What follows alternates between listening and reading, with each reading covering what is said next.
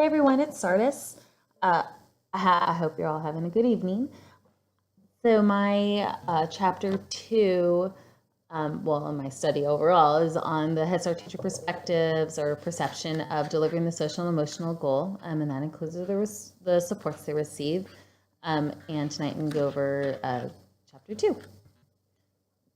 So my research questions are: what are the Head Start teacher perceptions regarding their role in achieving the social emotional school readiness goal? There are actually 5 school readiness goals. I didn't just decide to focus on social emotional school readiness goal. I'm really, this is kind of the center of the classroom.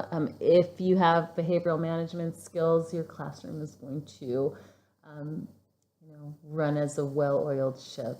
This is where instructional minutes are lost in the classroom, is when behavioral management is lacking. And then the Head Start teacher opinions about agency supports provided. So does the teacher feel supported? Are they getting the professional development they need? And we'll look more into that. And then also I'm debating whether even to have this part at all. The new Head Start performance standards were published in the fall of 2016. Have they affected or not affected the Head Start teacher perspective towards providing the social and emotional school readiness goal and the support they receive?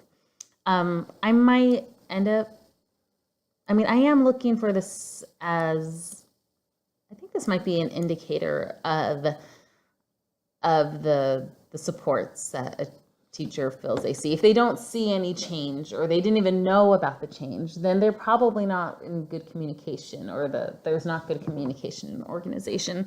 So I think it can tell a lot. So I don't know. I'm thinking about it. What do you guys think? Let me know. Okay, and then my conceptual framework is centered on the Head Start teacher perspective. This is what I want to get to, big time. I can see this gap in the literature. I see pretty much every other piece here is pretty well documented, but the actually like listening to the teachers is what's lacking. What do they need? And that's what I'm going to try to get to. These top 2 over here are kind of the intrinsic values that a teacher comes in with. Their values aligning along with the Head Start and school readiness goals, believing that early childhood education and the teacher itself impact low-income children. Over here is kind of like what the organization can do to formulate this perspective. The professional development, stresses in classroom management, administrative supports. So all these work kind of interdependently, but also independently. So that's why they're kind of separated, but they're all kind of, they all do influence this teacher perspective. Okay, and then my literature review, my philosophical, historical context, and theoretical foundation are the beginning sections of my chapter 2, and my philosophical foundation is critical race theory, which I believe maybe most of ours are, and that's why we're in this program. Head Start is a federal program that works with low-income families or low-income children, but those families are disproportionately people of color, which is why I use critical race theory. Also, I do feel that there's parts of Head Start that are compensatory. Like it's almost like a Band-Aid on the problem. There is this gap between haves and haves not, people of color and whites. And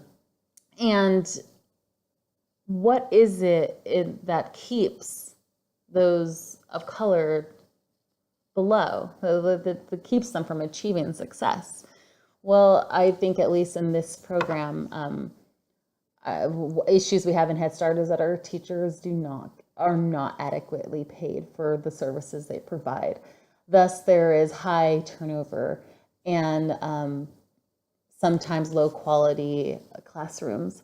So I really want to look into asking those why questions, like why aren't we all effective in providing quality education?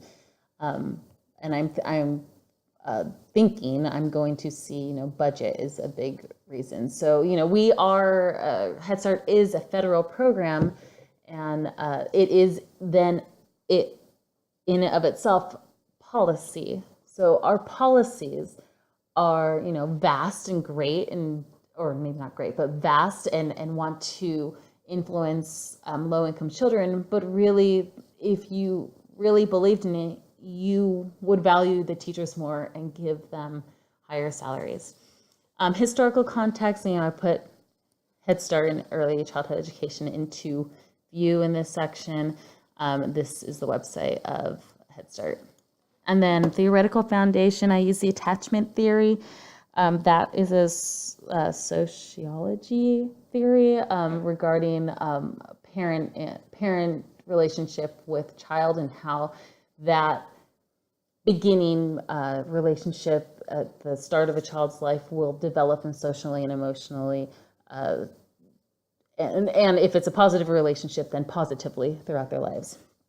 I argue, and then these folks argue, that also that relationship is important for Head Start teachers and child. Sometimes, especially in Head Start, that the Head Start teacher is their first positive adult relationship in their lives. So it's crucial that they establish a positive relationship. Intrinsic values, we already kind of talked about this. So when teachers go in, and I looked and researched the impact of early childhood education, and also then narrowed it down to the impact of teachers in early childhood education. And the literature shows for those in struggling situations of low economic status that early childhood education really sets the stage and helps in creating success in the school, and then also in school, and then also can set up. There is research that shows that there's lower high school pregnancy rates, a lower chance of going to jail. Just a positive all around that early childhood education is for low-income families. And then lastly, classroom management and stress, stress factors, professional development, administrative supports. So really, stress factors can be compensation. They can be that, there's so much paperwork, or that they don't have time to do paperwork, or, it's going to vary. And it does in the literature, it varies. Professional development is going to help a teacher deal with stress factors so that they still have a strong practice in the classroom. Administrative supports in the literature is mostly culture of the organization, like if they have a collaborative culture, if they have a positive culture, if they're open communication kind of culture. This is going to so all of our teachers have high intrinsic values with what they're doing in providing education to these children. But, they may do their own thing because maybe they don't trust the organization. Maybe it has a negative culture. And if they're doing their own thing, quite possibly they're not using research or using best practices. Now, if they trust the organization and there's a positive culture, there's a higher chance that the teacher is going to take information from the organization and actually implement it in the classroom. Not just go to the training, not just nod their head, but actually implement it in the classroom. So that's how you get best practices within the classroom. So all these are really important into formulating the Head Start teacher perspective. This is my lens, right? And how I'm going to be looking at this stuff, and then how I'm going to be looking at my study. So I hope you all have a great evening, and I will see you guys soon. Bye.